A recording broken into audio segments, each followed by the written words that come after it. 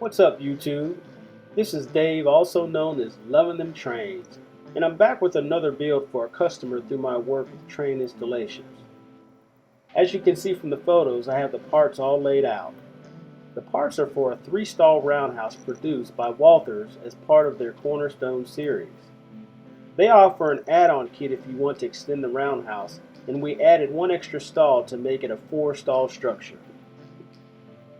Here I've masked out the lower portion of the interior wall sections to paint. Here, all of the parts have been painted. This photo shows the truss work going in. You also get a look of what I've done with the base of the model. The customer for this project wanted interior lighting in the model. I had some ideas but needed help executing it. Here Scott is starting the process, and then he said, "Your turn." This photo shows how the lamps were added to brass wire.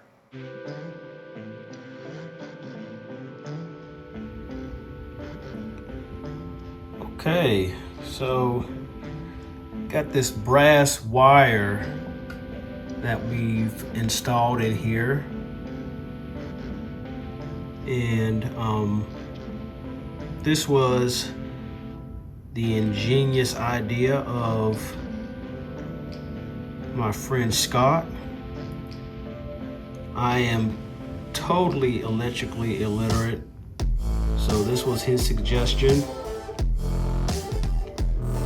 And we've got this in here. We've got a resistor right here. And we're probably going to have to change it out because these lights, all 12 of them together, still are not bright enough. And this whole, matter of fact, I believe all of the accessories on this particular layout are going to be powered with 12 volts.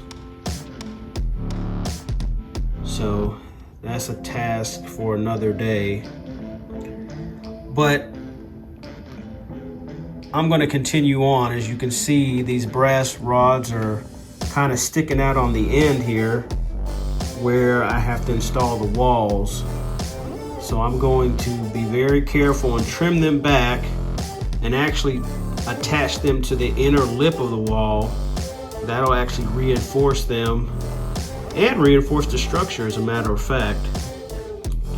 But it is going to be tedious, so it will be one wall at a time. Here is a photo of one of the walls painted and weathered.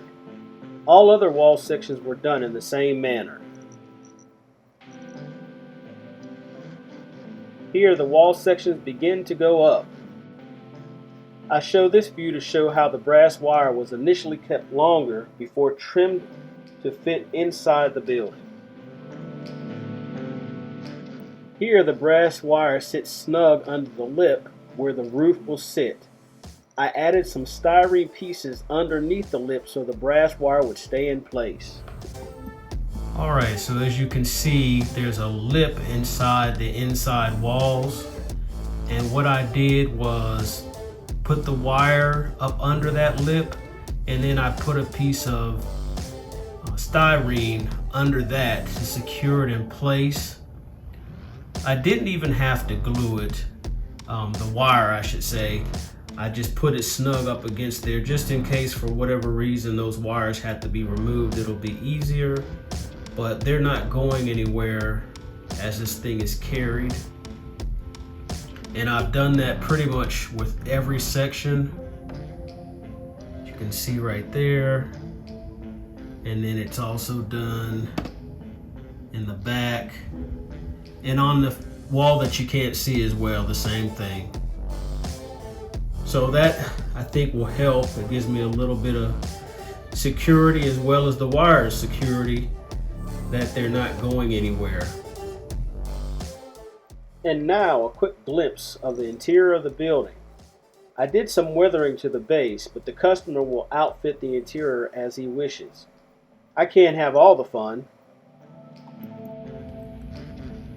So now at this point, I'm going to add the trim in sections like right here and over here on the end, and then also on top of the rims there's these sections that go there, and I'm going to install those next and then go ahead and get the roof on.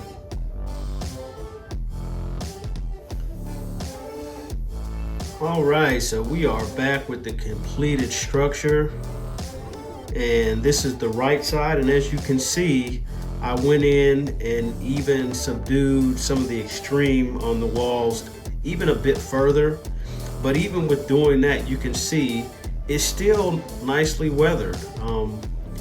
Even with everything that I masked off for and went back, it's still a fair amount. And I tell you, the camera picks just about everything up that you could possibly have, because from where I'm looking and then looking actually into the camera, it's a lot more extreme looking into the camera than with my eyes, which are not the best, but I think the customer will be happy with this. I've sent photos over, but there's nothing like seeing it in person.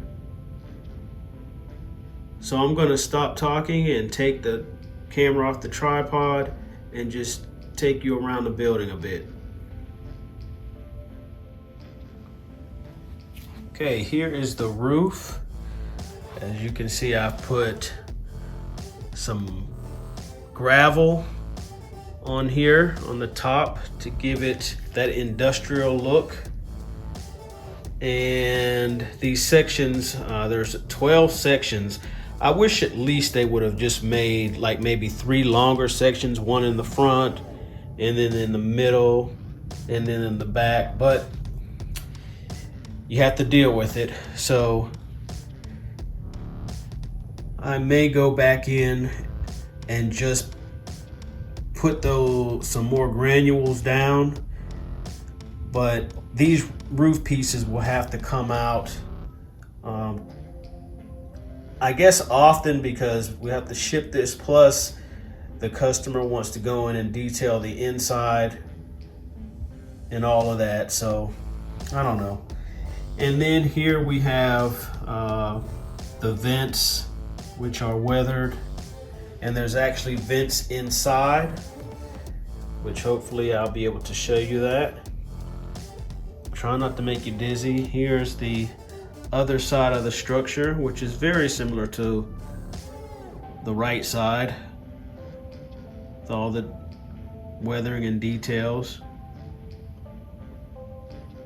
And then of course here's the front, the weathered doors, and I tell you, these doors are very fragile with the little notches and getting them in. All right, so here's the rear side of the Roundhouse, and again, matching up with all of the weathering, all the chalks and powders that I've used on this to create a used facility that's been in business for quite some time, not quite at the end of its run, but it's getting there. And you can see the vents a little bit better from this perspective.